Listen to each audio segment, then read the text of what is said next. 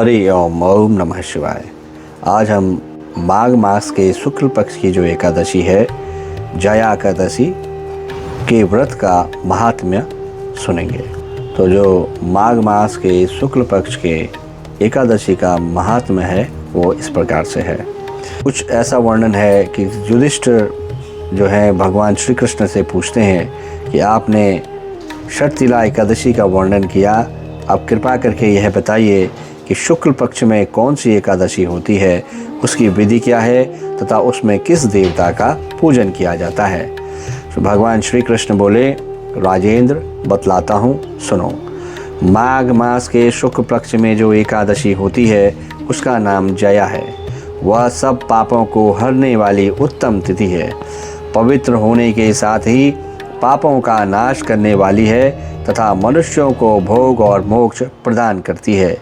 इतना ही नहीं, वह ब्रह्म हत्या जैसे पाप तथा पिशाचत्व का भी विनाश करने वाली है।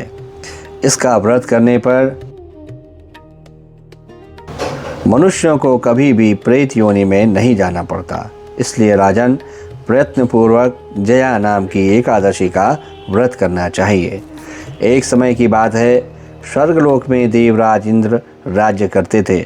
देवगण पारिजात वृक्षों से भरे हुए नंदनवन में अप्सराओं के साथ विहार कर रहे थे। 50 करोड़ गंधर्वों के नायक देवराज इंद्र ने स्वेच्छा अनुसार वन में विहार करते हुए बड़े हर्ष के साथ नृत्य का आयोजन किया। उसमें गंधर्व गान कर रहे थे, जिसमें पुष्पदंत, चित्रसेन तथा उनका पुत्र, ये 3 प्रधान थे। चित्रसेन की स्त्री का नाम मालिनी था। मालिनी से एक कन्या उत्पन्न हुई थी जो पुष्पवंती के नाम से विख्यात थी। पुष्पदंत गंधर्व के एक पुत्र था जिसको लोग माल्यवान कहते थे। माल्यवान पुष्पवंती के रूप पर अत्यंत मोहित था। ये दोनों भी इंद्र के संतोषार्थ नृत्य करने के लिए आए थे। इन दोनों का गान हो रहा था। इनके साथ अप्सराएं भी थी।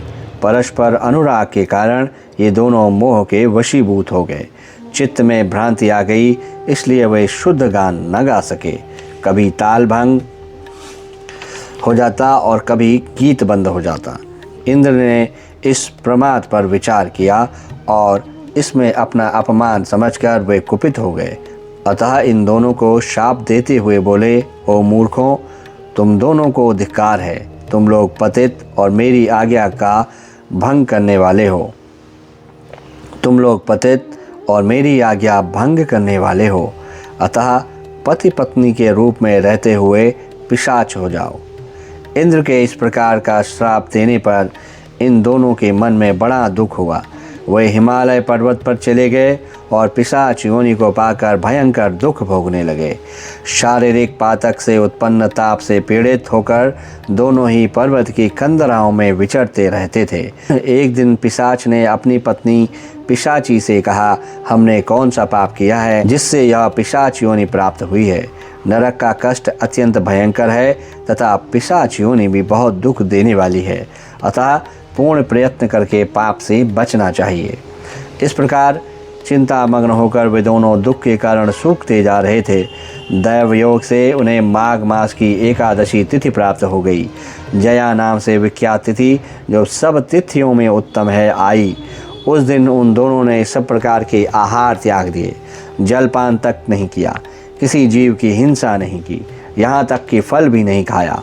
निरंतर दुख से युक्त होकर वे एक पीपल के समीप बैठे रहे। सूर्यास्त हो गया। उनके प्राण लेने वाली भयंकर रात उपस्थित हुई। उन्हें नींद नहीं आई। वे रत या और कोई सुख भी नहीं पा सके। सूर्योदय हुआ। द्वादशी का दिन आया। उन पिशाचों के द्वारा जया के उत्तम व्रत का पालन हो गया। उन्होंने रात में जागरण भी किया था। उस व्रत के प्रभाव से तथा भगवान विष्णु की शक्ति से उन दोनों की पिशाचता दूर हो गई थी। पुष्पवंती और माल्यवान अपने पूर्व रूप में आ गए। उनके हृदय में वही पुराना स्नेह उमड़ रहा था। उनके शरीर पर पहले जैसे ही अलंकार शोभा पा रहे थे। वे दोनों मनोहर रूप धारण करके विमान पर बैठे और स्वर्गलोक में चले गए। वहाँ देवराज इंद्र के सामने जाकर दोनों ने बड़ी प्रसन्नता के साथ उन्हें प्रणाम किया। उन्हें इस रूप में उपस्थित देखकर इंद्र को बड़ा विस्मय हुआ। उन्होंने पूछा, बताओ किस पुण्य के प्रभाव से तुम दोनों का पिशाचत्व दूर हुआ है? तुम मेरे श्राप को प्राप्त हो चुके थे, फिर किस देवता ने तुम्हें उससे छुटकारा दिलाया है?